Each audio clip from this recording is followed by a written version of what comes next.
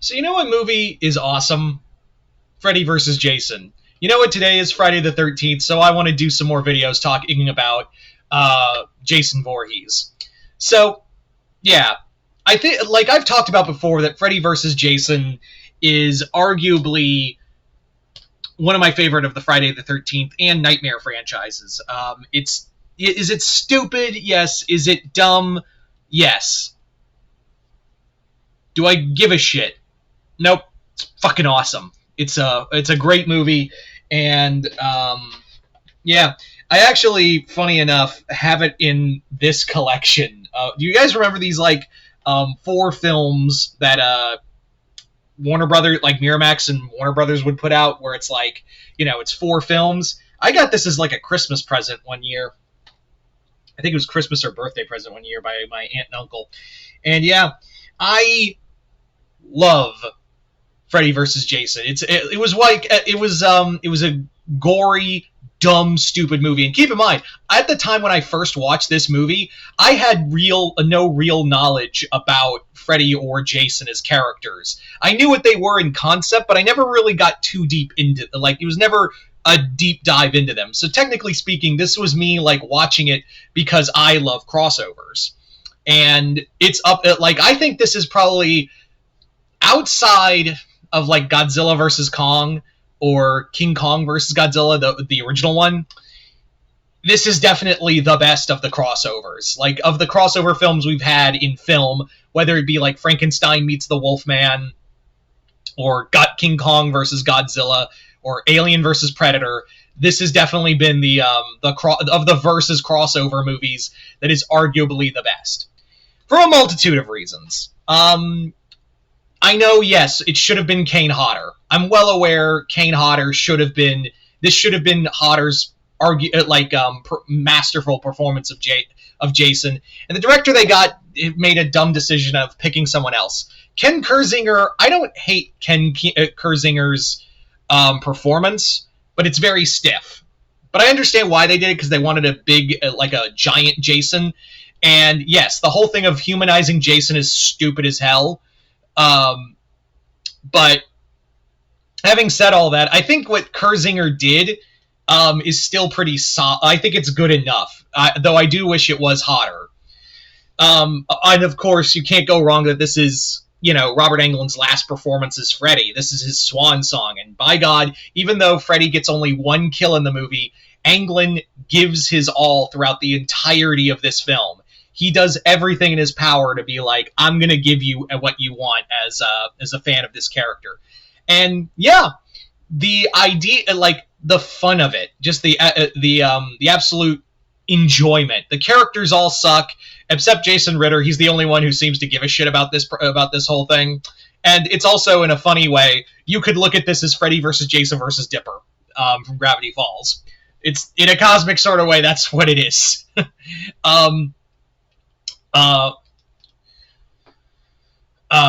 Where was I going? Yeah, sorry, I lost my train of thought.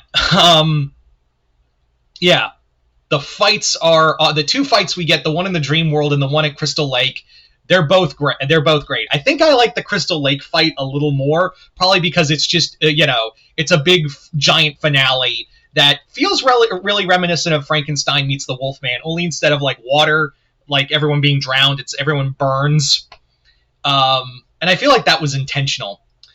The other thing with this movie is that the plot they use is probably the most sensible plot. I've seen unused scripts for the other ideas they had for the projects, such as Freddy was a camp counselor who touched Jason. I'm like, oh, I'm really glad no one used that. That's disgusting. Then you had it was a boxing match in hell, or there was also it was the devil sends them out to see who could kill the most. This whole plot of Jason being used by Freddy to put fear into people, because fear is how he exists, and being unable to exist, because no one's afraid of him or knows him. It's basically like, yeah, he can't exist without it. So I like that. I like that's one of the one carryover from the idea of that was kind of used in Freddy's Dead: The Final Nightmare. That was the good idea and carried over here. Um, I really like a lot of the music. Yeah, let's talk about the music. I know someone's gonna complain like, "Oh, the music in here is just nothing but 2000s butt rock. You know, it's not real music." Shut the fuck up. Really. Like, the music in here is fast-paced, beat-down kind of music from some of the bands that, like, I grew up with.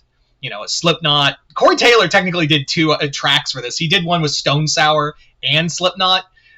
Then you had like Seether. You had fucking just just a ton of great like really good bands. Some really great ones too. And Spineshank's Beginning of the End. Just that opener of like the blood spraying and showing Freddy versus Jason. You were like, yeah, I'm in. It just makes my dumb monkey brain all happy. The music makes my dumb monkey brain all happy. And I think like some of the kills in here are awesome. Of course, like the Jason like bed crush. That like when I did my Q&A talking about like favorite kills outside of the beanbag kill, I completely forgot to mention the bed crush. I was like rewatching. I was like, shit, I forgot how awesome the bed crush is in the movie in Freddy vs. Jason. And this movie technically has more sequels. Of course, it has the sequel to Freddy vs. Jason vs. Ash, which good luck finding that. I'm glad I have it. And also, it's gonzo insane sequel, Freddy vs. Jason vs. Ash 2, Nightmare Warriors. That is a trip. But yeah, I really also, going back to the like the plots of this story, I really wish rather than, you know, Jason coming out of the water with Freddy's head, I think it would have I would have really liked to have seen that ending of like Freddy and Jason in hell and they're all like chained up and it's Pinhead at the end, like, gentlemen, do we have what seems to be the problem? Like, that would have been such a great ending to showcase, like, you know, Doug Bradley one more time, like, you know, Doug Bradley back as, at least I hope it would be Doug Bradley. They never said if it, like, in that unused plot, like, ending, they said Pinhead was supposed to be there, but they never said Doug Bradley. I would hope they would get Bradley, at least just to play that, like, for just a 5-second role, right? That's like the one thing I would have missed. That's the one and like one thing I really miss about. But fights are great, music's awesome. The cast is just there for cannon fodder, and you know, making Jason the kind of the hero of the story is dumb as hell. But it could have been so much worse. And for the movie we got, like the movie we got in return, is just fucking awesome. It's shut your brain off, enjoy it as a horror fan. Like as a horror fan, you just shut your brain off and enjoy seeing, because we'll probably never get Freddy versus Jason again. So yeah, there you go. Just I wanted to do a video talking about how awesome Freddy versus Jason is. But you guys tell me in the comments below, what do you guys think of this movie? Like it, hate it, comment below, let me know. Other than that, hope y'all enjoyed this. I'm Mr. Multiverse. I'll see you next time in the Multiverse.